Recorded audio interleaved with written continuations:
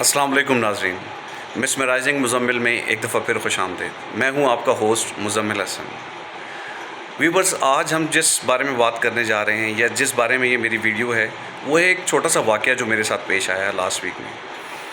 एक बच्चा जो मेरी स्ट्रीट में घूम फिर रहा था, और वो बच्चा क्या करता है कि वो मेरी घर की जो दीवार है उसके ऊपर चढ़ता है, और वहाँ से एक दरख्त लगा हुआ है, उस पर फ्रूट लगे हुए थे, तो उसको तोड़ने की कोशिश कर रहा था। वो दीवार पर जाकर बैठता है और दीवार पे से वो फ्रूट तोड़ने शुरू कर देता है। अब इन बिटवीन मेरी मिसेज़ यहीं पर फिर रही थी, मेरी वाइफ, तो उन्होंने ऑब्ज़र्व किया कि कुछ शोर हुआ बाहर, तो वो बाहर की तरफ गई और उन्होंने देखा तो एक बच्चा दीवार पर बैठा हुआ और वो कोशिश कर रहा है कि जो भी फ्रूट लगा हुआ था उस दरख्त के ऊपर, तो उसको तोड़ने की। अब क्या हुआ कि उन्होंने आकर मुझे अंदर बताया, तो मैं फ़ौरन से भागा और मैंने देखा बाहर जाकर, तो वो बच्चा स्टिल दीवार पर बैठा हुआ फ्रूट को तोड़ रहा था। तो मुझे अल्टीमेटली क्या हुआ, गुस्सा ही आना था, तो मैंने उसको देखा और थोड़ा-सा मैंने उस पर गुस्सा किया। मैंने उसके साथ बुलिंग नहीं की, ना ही मैंने उसको अब्यूज़ किया, लेकिन मुझे अल्टीमेटली गुस्सा आया कि ये बच्चा इस तरीके से बैठा हुआ है, खुदा न खास्ता ये यहाँ से गिर जाए या इसको चोट लग जाए, और फिर विदाउट परमिशन ये बच्चा इस तरीके से कर रहा है कि वो फ्रूट तोड़ रहा है। एनीवेज़, मैंने उसको गुस्से से थोड़ा-सा जो है वो बातचीत की, और उसने क्या किया, अल्टीमेटली वहाँ से जंप की और वो दीवार से उतरकर गली की तरफ जो है वो चला गया। अब मैंने गेट अपना ओपन किया, मेन गेट से बाहर गया, तो वो बच्चा वहाँ पर खड़ा हुआ था। मैंने उस बच्चे को कहा कि तुमने ये क्या हरकत की, और थोड़ा-सा गुस्से में मैंने उसके साथ ट्रीट किया, जो कि मेरा ख़्याल है उस टाइम गलत था। एनीवेज़, उस बच्चे ने मुझे थोड़ी देर देखा, और देखकर जो है वो मुझे स्टेयरिंग की, उसको भी गुस्सा आया हुआ था कि मैं उसको जो है मतलब ये कि गुस्से में ट्रीट कर रहा हूँ, तो उसने मुझे देखा और देखकर वो वहाँ से चला गया। एनीवेज़, ये वाक़या हो गया। तकरीबन 1 या 2 वीक के बाद वही बच्चा तकरीबन 2 या 3 अपने फ्रेंड्स के साथ, कोई 2-3 दोस्त थे उसके साथ, उनके साथ दोबारा वो उस गली में आया और आकर दोबारा हमारी दीवार पे चढ़ा, और उसने फिर वही हरकत की कि वो फ्रूट तोड़ना शुरू कर दिया। अच्छा, दोबारा शोर हुआ तो मैं घर में ही था, तो मैं अपने कमरे से, रूम से बाहर निकला और मैंने जाकर देखा, तो अब की दफ़ा वही सेम बच्चा दोबारा दीवार के ऊपर बैठा हुआ था, और उसके साथ 2 फ्रेंड्स और भी थे जो कि उसकी हेल्प कर रहे थे। एनीवेज़, इस दफ़ा मुझे गुस्सा नहीं आया। मुझे मालूम था कि मुझे थोड़ा-सा रवैया अपना चेंज करना चाहिए। यानी 2 वीक इस बात को गुज़र चुके थे, और मुझे ये थोड़ा-सा आप कह लें कि एम्बैरेसमेंट भी हुई कि वो छोटा बच्चा था, शायद मैं उसे बेहतर तरीके से ट्रीट कर सकता था। लेकिन इस दफ़ा मैंने ऐसा नहीं किया। एनीवेज़, वो बच्चा वहाँ पर, और उसके साथ उसके जो 2 फ्रेंड थे, दोस्त थे, वो दोनों जो है वो क्या फ्रूट तोड़ने में लगे हुए थे। मैं जैसे ही वहाँ पर पहुँचा तो उन्होंने मुझे देखा और उन्होंने भागने की कोशिश की, यानी क्या एकदम से जंप करने की कोशिश की उस दीवार से नीचे की तरफ। तो मैंने उन्हें रोका, मैंने कहा बेटा आप रुक जाओ, आपने जो है जंप नहीं करना नीचे की तरफ, ठीक है, गिर जाओगे, चोट लग जाएगी, मैं आपको कुछ नहीं कह रहा हूँ, ठीक है, आप रुको और मेरी बात सुनो।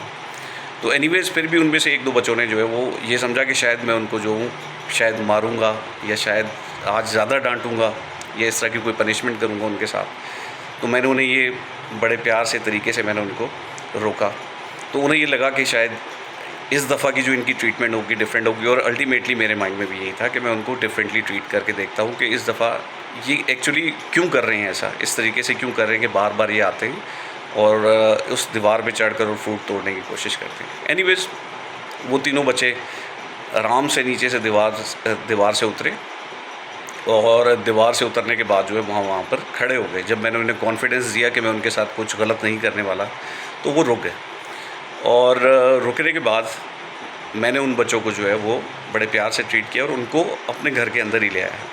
और अपने घर के अंदर लाने के बाद मैंने उनसे उनका नाम पूछा पहले बिठाकर, और नाम पूछने के बाद मैंने उनसे सिर्फ़ ये पूछा कि बेटा आप ये इस तरीके से क्यों कर रहे हो। मैं उस दिन भी आपके ऊपर गुस्सा हुआ, तो उसमें से एक बच्चे का नाम आसिम था, जो फ़र्स्ट टाइम जिससे मेरा इनकाउंटर हुआ था।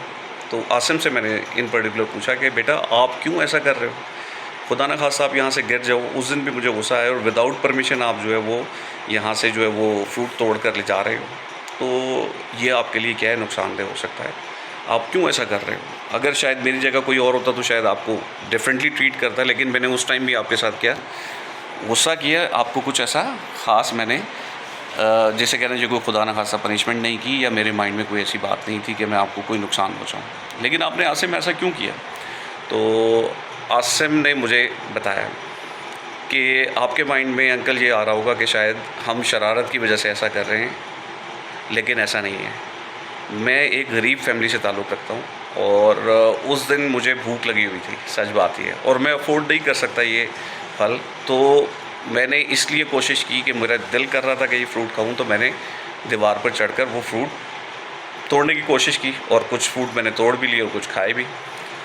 इन बिटवीन आप आ गए तो आपने आकर मेरे पे गुस्सा किया, तो जो कि मुझे क्या हुआ, बहुत बुरा लगा।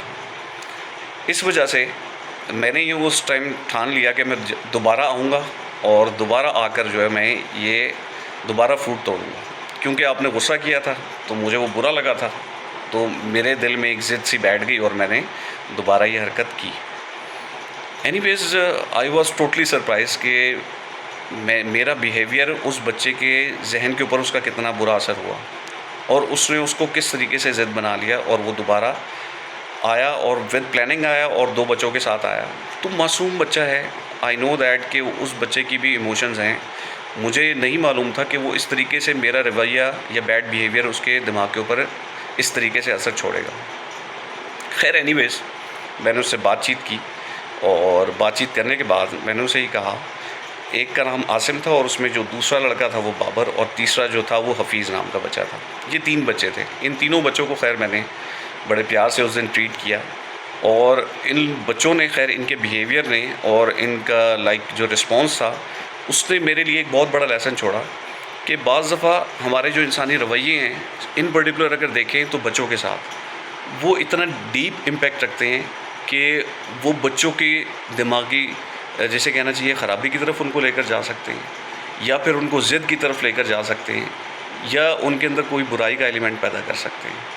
सो एनीवेज़ उनसे मेरी बातचीत हुई, तो उन्होंने अपना इंट्रोडक्शन करवाया, फिर उन बच्चों ने अपने पेरेंट्स के बारे में बताया, फिर उन्होंने अपनी लोकेलिटी के बारे में बताया कि वो किस एरिया में रहते हैं। तो वो सारी चीज़ें पूछ कर फिर मैंने उनको थोड़ा-सा एक गाइडलाइन भी प्रोवाइड करनी थी, because I am from educational field. तो मेरा ये मतलब ये है कि एक रिस्पॉन्सिबिलिटी बनती थी कि मैं उन बच्चों को थोड़ा-सा गाइडलाइन भी प्रोवाइड करूँ कि किस तरीके से ये उनके लिए क्या है, हार्मफुल हो सकता था ये एक्ट, कि वो इस तरीके से दीवार पे चढ़ें, और अगर कोई लाज़िम आता कोई पर्सन आ जाता है उस घर का और ये बच्चे भागने की कोशिश करते हैं, तो वहाँ से गिरकर इनका लाज़िम आता है, क्योंकि फ्रैक्चर आ सकता है, हड्डी टूट सकती है, या कोई और प्रॉब्लम भी आ सकता है। तो वो उन बच्चों को मैंने क्या किया, जब मैंने उनसे बातचीत की तो उन्हें रियलाइज़ करवाया कि बेटा ये आपके लिए बहुत ज़्यादा क्या है, प्रॉब्लमेटिक हो सकता है, आपके लिए नुकसानदेह हो सकता है कि जिस तरीके से आपने बिहेव किया। तो मेरा मकसद ये था कि आप जो है, अगर आप जो है वो बेल करके और मेरे से ये बात करते, तो शायद मैं आपको वो फ्रूट तोड़ने देता डेफ़िनेटली। तो उसने मेरे से खैर ये कहा कि अंकल अगर मैं इस तरह आपकी बेल करता और आपसे मांगता तो शायद आप ना देते। तो नॉर्मल सर्कमस्टांसेस में ये होता है कि लोगों के पास टाइम नहीं होता, तो वो ऐसे बच्चों को खैर ट्रीट भी नहीं करते जो गरीब फैमिली से हों, या बेचारों के पास इतने हालात नहीं हैं, या उनका बिहेवियर ऐसा है, लाज़िम आता है कि वो गुस्से में आकर उनको अजीब तरीके से ट्रीट करते हैं। तो नॉर्मली ये होता है। लेकिन अल्हम्दुलिल्लाह मैंने उस बच्चे को इस चीज़ को रियलाइज़ करवाया कि बेटा आप अगर अच्छे तरीके से बिहेव करोगे, तो आपका अगर वे सही होगा, पॉजिटिव होगा, तो आपको पॉजिटिव ही रिस्पॉन्स आना है। तो आप ये क्यों आपने सोच लिया कि आप बेल करते या आप इस तरह की बात मेरे से करते कि मुझे फ्रूट चाहिए या मैंने खाना है और मैं आपको मना कर देता। तो कोई ज़रूरी नहीं है, हर इंसान एक जैसा नहीं होता। तो उस बच्चे को मैंने खैर ये रियलाइज़ करवाया।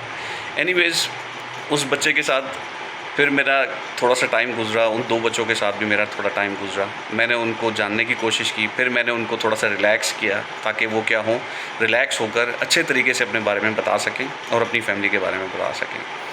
तो कहने का मकसद ये है कि उन बच्चों ने मुझे अपनी डिटेल्स बताई जब, और मैंने ऑब्ज़र्व किया कि डेफ़िनेटली क्या है कि कोई ज़रूरी नहीं है कि बाज़ दफ़ा बच्चे इस तरह का बिहेव कर रहे हों तो वो शरारत का एलिमेंट ही उसके बैकग्राउंड में हो, बल्कि बाज़ दफ़ा ऐसा होता है कि उनकी भूख शायद इसके पीछे हो। या वो चीज़ें जो हम अफोर्ड कर पा रहे हों वो बच्चे अफोर्ड नहीं कर पाते, तो शायद इस वजह से वो बच्चे इस तरीके का बिहेव कर रहे हों। तो ये सारी चीज़ें थी। शायद वो बच्चा एम्बैरस भी फ़ील कर रहा हो कि वो बेल करता और मेरे से मांगता, तो उसको मांगने में शायद बुरा फ़ील हो रहा हो, तो उसने इस तरीके से क्या किया कि ये मतलब इस तरीके का बिहेव किया कि वो दीवार पे चढ़ा, फ्रूट उतारने की कोशिश की, एट्सेट्रा एट्सेट्रा। तो वीडियो के एंड पे बस मैं यही कहना चाहूँगा कि हमें बच्चों को इन पर्टिकुलर ट्रीट करते हुए बहुत ज़्यादा केयरफुल होने की ज़रूरत है, बिकॉज़ ये बच्चे जो हैं इनके इमोशंस आई थिंक सो शायद एक बड़े इंसान या एक जैसे कहना चाहिए कि एक जवान या एक बूढ़े इंसान से ज़्यादा शायद इमोशंस इनके जो होते हैं पीक पे होते हैं।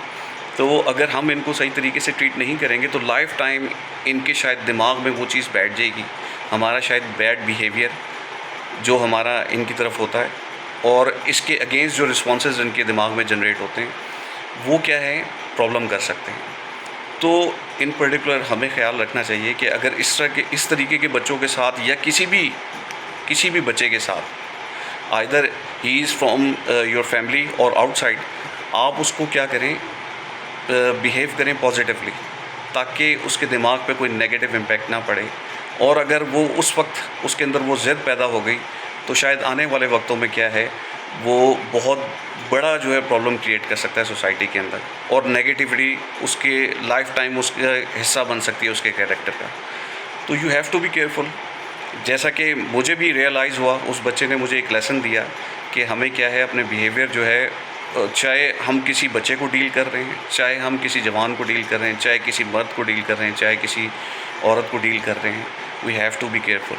हमारे रवैये अगर पॉजिटिव होंगे तो पॉजिटिव रिस्पॉन्स ही आएगा, और अगर हमारे रवैये नेगेटिव रहे तो सोसाइटी में ऑलरेडी नेगेटिविटी इतनी है कि ये मज़ीद नेगेटिविटी की तरफ लेकर जाएगा। तो मेरी खुदारा आप लोगों से ये रिक्वेस्ट है कि जब भी एक दूसरे को डील करें तो you have to be positive. हम पॉजिटिव सोचें, हम पॉजिटिव बिहेव करें, अपनी सोसाइटी को पॉजिटिव बनाएं। आज की वीडियो में इतना ही। मज़ीद अपडेट्स और मज़ीद वीडियो के साथ नेक्स्ट वीडियो में आपका अपना होस्ट मुज़म्मिल हसन, मिसमराइजिंग मुज़म्मिल में आपसे दोबारा जो है वो इंशाल्लाह मुलाकात होगी। तब तक के लिए अपना ख्याल रखिएगा। Take care. अल्लाह हाफ़िज़।